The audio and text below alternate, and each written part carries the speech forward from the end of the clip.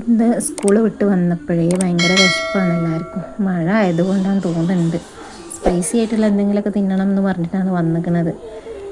അപ്പോൾ പെട്ടെന്ന് ഉള്ളിവടയാണ് ഞാൻ വിചാരിച്ചത്. പിന്നെ വിചാരിച്ച് വേണ്ടാന്ന്, വേറെ എന്തെങ്കിലുമൊക്കെ വെറൈറ്റി പിടിക്കാമല്ലോ എന്ന് വിചാരിച്ച്. പക്ഷെ വെറൈറ്റിക്ക് ആവശ്യമായിട്ടുള്ള വലിയ സാധനങ്ങളൊന്നും ഇവിടെ ഇല്ല താനും. ചിക്കനോ മുട്ടയോ ഒന്നുമില്ല.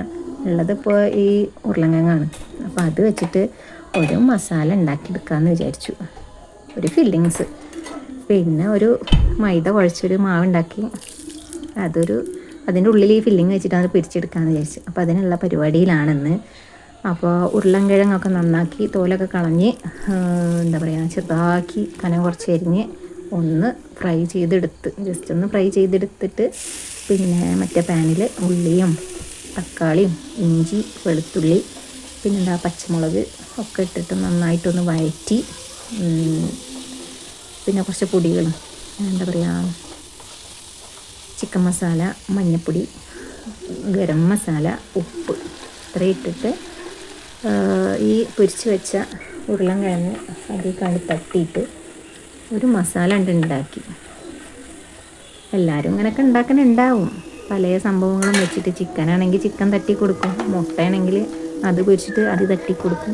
ഞാനങ്ങനെയൊക്കെ ചെയ്യലുണ്ട് കേട്ടോ. എല്ലാവരും അങ്ങനെയൊക്കെ ചെയ്യുന്നുണ്ടാവും ചിലപ്പോൾ. നമ്മൾ സാധാരണ ഇതൊക്കെ ഉണ്ടാക്കില്ല, എന്താ പറയുക, തേങ്ങയും പഞ്ചസാരൊക്കെ വെച്ചിട്ട് ഒരു ഫില്ലിങ് ഉണ്ടാക്കിയിട്ട് മൈദ കുഴച്ചിട്ട് ഇതേമാതിരി അതിൻ്റെ ഉള്ളിൽ ഫില്ലിങ് വെച്ചിട്ട് പൊരിച്ചെടുക്കുമല്ലോ. അതിൻ്റെ തന്നെ വേറൊരു സംഭവം. നമുക്ക് വെറൈറ്റികൾ കണ്ടുപിടിക്കാൻ പഞ്ചമില്ലല്ലോ, അതുകൊണ്ട് എന്ത് വേണമെങ്കിലും നമുക്ക് ഉണ്ടാക്കാം, ഒരു പേരുകൊണ്ട് ഇട്ടാൽ മതി. അപ്പോൾ ഇതാ മൈദ ആവശ്യത്തിന് എടുക്കുക. അതിൽ കുറച്ച് മഞ്ഞൾപ്പൊടി, ഉപ്പ്, പിന്നെന്താണ് കുറച്ച് ബേക്കിംഗ് സോഡ, കുറച്ച് മതി, ഒരു നുള്ള് മതി. എന്നിട്ട് ഇത് മൂന്നും കൂട്ടി നന്നായി കുഴച്ച് നല്ല സോഫ്റ്റാക്കി മാറ്റി വെക്കുക. എന്നിട്ട് കുഞ്ഞു കുഞ്ഞ് ഉരുളകളാക്കിയിട്ട് പിച്ചി മാറ്റി വെക്കുക. എന്നിട്ട് പിന്നെ പത്തിരി പ്രസ്സിൽ വെച്ചിട്ട് അതൊന്ന് പ്രസ് ചെയ്തെടുത്ത് മസാല ഫില്ല് ചെയ്തിട്ട് ഒന്ന് ചുരുട്ടി കൊടുക്കുക, ഒന്ന് ഒട്ടിച്ചു കൊടുക്കുക. ബാക്കിയെല്ലാം ഒന്ന് ഫില്ല് ചെയ്യട്ടെ, എന്നിട്ട് കാണിച്ചു തരട്ടെ ഫില്ല് ചെയ്തതിന് ശേഷം. അപ്പോൾ അതാ എല്ലാം ഫില്ല് ചെയ്ത് കഴിഞ്ഞിരിക്കുന്നു. എത്ര പെട്ടെന്നല്ലേ. പിന്നെന്താ അത് ഫ്രൈ ചെയ്യാനിട്ട് ഈ പിന്നെന്താ എന്ന് കുറച്ച് കൂടുതലാവുന്നുണ്ടാകും. കുഴപ്പമില്ല, ഒന്ന് ക്ഷമിക്കാം, പരിചയക്കുറവുണ്ടാകുമെന്ന് വിചാരിച്ചാൽ.